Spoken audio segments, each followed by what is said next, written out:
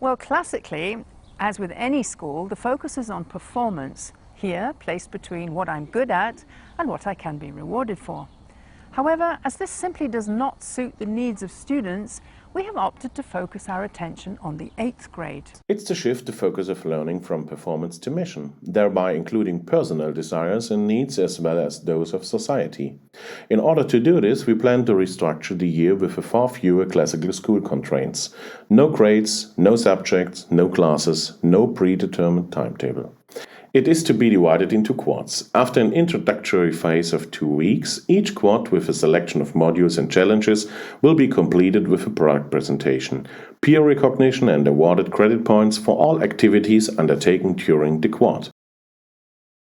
As we know from neuroscience, children will learn best when they feel safe, seen, and valued. They need an environment that tells them that they matter, that they belong. In South Africa, even though we have come a long way since 1994, inclusion remains a work in progress. In many schools, the sense of belonging will be unequal across racial groups, linguistic or cultural groups. What we offer is a supported, coached design program that equips you to co-create a solution that works in your context. Join the Inclusive School Challenge South Africa 23 and experience the power of community every day through its virtual hub. We asked ourselves how, when, why, where do we learn? Another question that we wanted to ask was how can we as teachers or parents, adults, provide opportunities for learners to explore how they really feel about themselves and about life? What is the objective of the Learning Atlas? Is to work as a team to solve a challenge while exploring and analysing your emotional response to each step of the process. So the idea really would be to have almost a two-tier approach, because on the one hand, we have the challenge in which the learners would develop skills such as problem solving, critical thinking, collaboration, but at the same time, they would also have the introspection prompts, which would help them to develop their emotional well-being, conflict resolution, for example, and really to analyze how they are reacting and responding to situations. So our challenge is to establish a film studio which is supposed to foster autonomous, learner-based and product-oriented learning for our students. We had a challenge to use the smallest amount of space possible because the room we were in is used by other learning spaces too. So we tried to incorporate multi-purpose elements and elements that could be fully retracted so we would have more open space. Benefits for the users. There's peer connections, there's autonomy and self-competences, and of course there's a lot of creativity.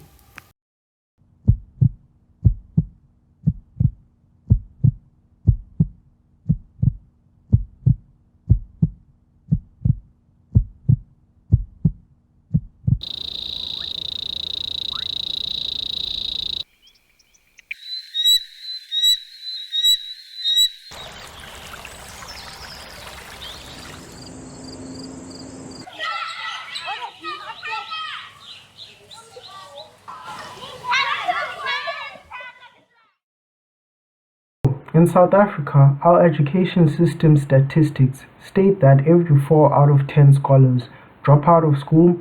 The innovationhub could prevent all of that by providing dropouts and the youth with a platform to express their needs and wants.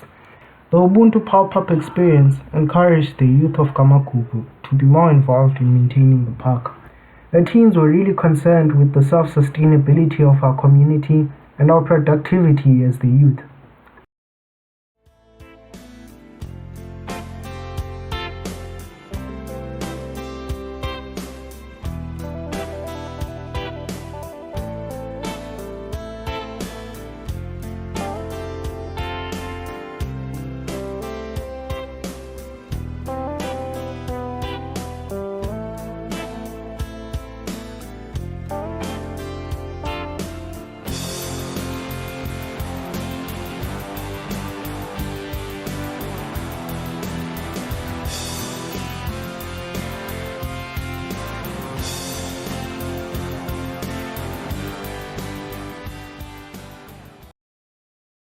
at Oakwood Children's Department, we are going to have children who are from less privileged families, girls' education department, and this department will close in at girls who have dropped out of school. There are so many girls such kind in the community.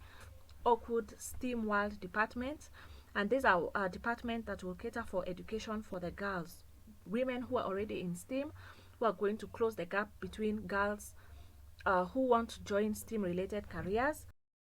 We talked to students and together with them, we listed topics that would be interesting to students to explore and research. And most of them said that they would like to research the migrations in their in history in their village, because in that village lives 17 nations. And what's very strange, they all assimilated and mixed cultures, languages, customs, kitchen, and everything else. And they said that they would like to research how did it all start and what changes has happened. The pandemic was hard on all of us, teachers, students, and parents. We had to learn to go fully virtual in a matter of days by working and reworking our teaching again and again to get it just right. We can either go back to how things were before the pandemic, or refocus and decide to learn, reflect, and change from the struggles. Please share your experience of virtual teaching and virtual learning with us. Help us think creatively in order to capture the skills and practices we learned. Take this short survey and be part of the change. The teacher-centered approach met the needs of the Industrial Revolution age. Today, during the fourth Industrial Revolutions, we are transforming how we work, our organizations, and nearly every aspect of our lives. One thing is for sure, we cannot go back to teacher-centered classrooms where students are taught to repeat information designed just to measure how much they can remember. Learning should be fun. School should be fun. Students are not supposed to come to school only to memorize information for a test. Once the exam is done, after a week, or at the same day, everything will vanish. We need to start considering our students not as the citizens of tomorrow, but as today's change makers.